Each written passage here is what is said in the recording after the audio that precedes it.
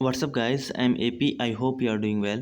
Question number 6 exercise 8.3 का chapter 8 है। Class 7th है, मैथ है ये। कंपेयरिंग क्वांटिटीज है। क्वेश्चन 6 को देखेंगे। Juhi sells a washing machine for 30,500, she loses 20% in the bargain. What was the price at which she bought it. Juhi एक washing machine को 13,500 में क्या करती है, बेचती है। बेचते समय उसको जो बार्गेन होती है तो उसमें 20% का वो लॉस हो जाता है उस जूही को। तो पूछा जा रहा है कि उस जूही ने जो वॉशिंग मशीन खरीदा था वो कितने पैसे दे के खरीदा था, मतलब कॉस्ट प्राइस। ये तो देखिए सेलिंग प्राइस कितना हो गया है, सेलिंग प्राइस हो गया है 13,500 हो गया है। लॉस है, लॉस नहीं दिया है, लॉस परसेंटेज दिया है। लॉस दिया होता तो डायरेक्ट निकल जाता, उसमें से वो क्या करते, घटा देते, तो जोड़ देते ना लॉस में। तो जैसे कि 20% का लॉस दिया है, ठीक है। पूछ रहा है हमसे कॉस्ट प्राइस पूछ रहा है। अब एक चीज़ मैं आपको याद दिला दूँ कि जो भी लॉस परसेंटेज होता है या फिर प्रॉफिट परसेंटेज होता है वो हमेशा सीपी पे ही निकलता है, एसपी पे नहीं निकलता है। आप डायरेक्ट सोचोगे कि 20 इतना कर देंगे तो हमें सीपी निकल जाएगा, नहीं निकलेगा, ठीक है। तो इसके लिए देखिए, एक तो आपका दिमाग देखना पर ध्यान से सुनिएगा। हमें सीपी निकालना है, सीपी निकालना है, परसेंटेज का क्वेश्चन है। अगर हम मान लें कि सीपी 100 रुपये था, कितना था, 100 रुपये था, उस वॉशिंग मशीन का सीपी 100 रुपये था, तो उसको 20% का क्या हो रहा है, लॉस हो रहा है। तो एसपी कितना होगा, सेलिंग प्राइस कितना होगा, तो 80 रुपये में बेचेगी तभी तो जाकर उसको 20% का लॉस होगा, 20 रुपये का लॉस होगा, क्योंकि सीपी पे ही हमने निकाल दिया। तो यहाँ पे देखिए लॉस कितना हुआ, लॉस हुआ 20 रुपये का, 20 रुपये का लॉस हुआ। अगर सीपी 100 रुपये का था, एसपी 80 रुपये हो गया, तो लॉस 20 रुपये का हो गया। तो लॉस 20 रुपीज़ का हुआ, तो लॉस परसेंट भी कितना होगा, लॉस परसेंट भी 20% होगा। ठीक है।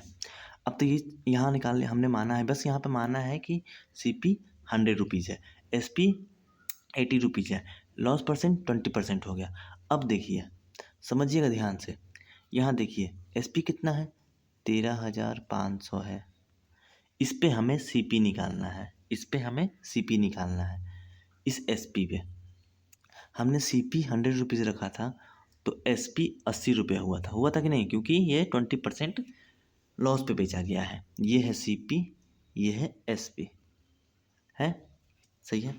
अब देखिए हमसे सीपी पूछ रहा है, क्या दिया हुआ है, एसपी दिया है, तो एसपी के सामने वाले पे हम लिख देंगे 13,500, ठीक है।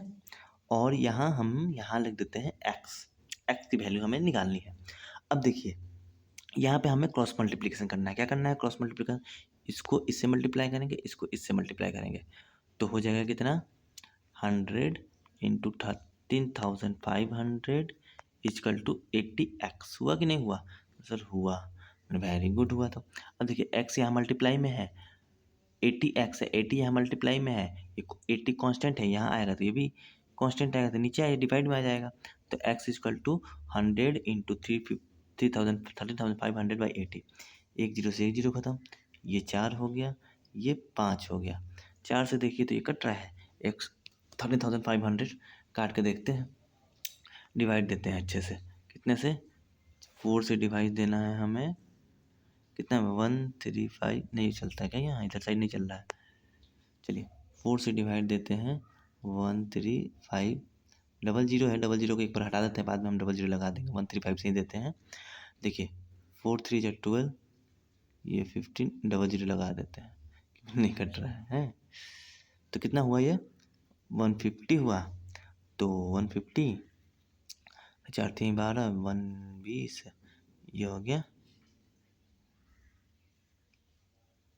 अरे यार पागल की तरह डिवाइड दे रहा हूँ।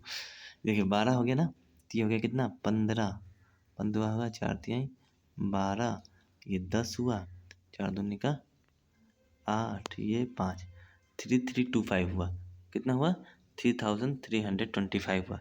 ये हो गया 3,325, 3,325 में 5 से मल्टीप्लाई कीजिए तो आपका सीपी निकल जाएगा। सीपी हमेशा उससे क्या होगा, ज़्यादा होगा सेलिंग प्राइस से, क्योंकि यहाँ पे लॉस हो रहा है। तो 50 25 के 5, हाथ में 2, 5 दूनी 10, 2 12 के 2, हाथ में 1, 5 3 15 1, 16 का 6, हाथ में 1, 5 3 15 1, 16। तो 16,625 रुपये में उसने उस टीवी को ख़रीदा था और बेचा है 13,500 में। तो यहाँ पे 20% का लॉस हो गया है, ठीक है। एक तो ये मेथड है। दूसरा मेथड, ये तो मैंने आपको कॉन्सेप्ट से बनाया था कि कॉन्सेप्ट क्लियर हो जाए। दूसरा मेथड क्या है?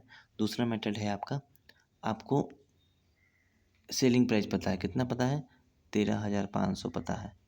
लॉस पता है आपको कितना है? 20% है। आपको कॉस्ट प्राइस निकालना है। कॉस्ट प्राइस को आप एक्स मान लीजिए, ठीक है। हमेशा आपको बताया था लॉस और प्रॉफिट किस पे निकलेगा? सेलिंग प्राइस पे निकलेगा। तो दो फार्मूला होते हैं, एक प्रॉफिट बराबर क्या होगा? प्रॉफिट बराबर, प्रॉफिट कब होगा? जब सेलिंग प्राइस ज़्यादा होगी कॉस्ट प्राइस से, तो S P minus C P होगा, ठीक है। लॉस कब होगा? लॉस कब होगा?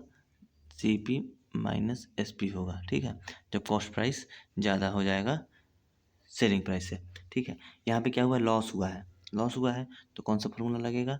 आप बोलोगे सर लॉस हुआ है क्या? हाँ पापा लॉस हुआ है, तो लॉस हुआ है तो ये वाला फार्मूला लगेगा, ठीक है। अब देखो, सी पी हमें पता नहीं है, एक्स माना है, हमें लॉस निकालना, तो लॉस बराबर क्या होता है? लॉस बराबर होता है C P into loss percentage होता है, क्योंकि हमेशा लॉस निकलता है सी पी पे ही, प्रॉफिट निकलता है सी पी पे ही। तो सी पी कितना है? एक्स है। लॉस कितना है? 20% है। तो लॉस परसेंट कितना? 20 है। 20%, ये 5 हो गया। तो ये कितना हो गया? ये 5 हो गया। तो एक्स बाई 5 हो गया। लॉस हुआ है एक्स बाई 5। सी पी हमने एक्स माना है, सी पी एक्स माना है, लॉस हुआ एक्स बाई 5, ठीक है। अब देखो, क्या बताया था आपको? क्या बताया था? लॉस बराबर सी पी बराबर क्या होता है? सी पी बराबर क्या होगा? सेलिंग प्राइस में से लॉस प्राइस को ऐड कर देंगे कि नहीं कर देंगे? तो उस कॉस्ट प्राइस निकल जाएगा। आप यहाँ पे सी पी एक्स है, सेलिंग प्राइस 13,500 है, प्लस एक्स बाय प्लस 5 कर लीजिएगा, यहाँ से एक्स की वैल्यू निकाल लीजिएगा, निकल जाएगा। इक्वेशंस आपको पढ़ाया गया था, नहीं समझ में आए तो कमेंट में ज़रूर पूछिएगा, ठीक है। समझ गए? वीडियो अच्छा तो वीडियो को लाइक कीजिए, चैनल सब्सक्राइब कीजिए और अपने दोस्तों को जरूर बताइएगा। Thank you so much, bye bye.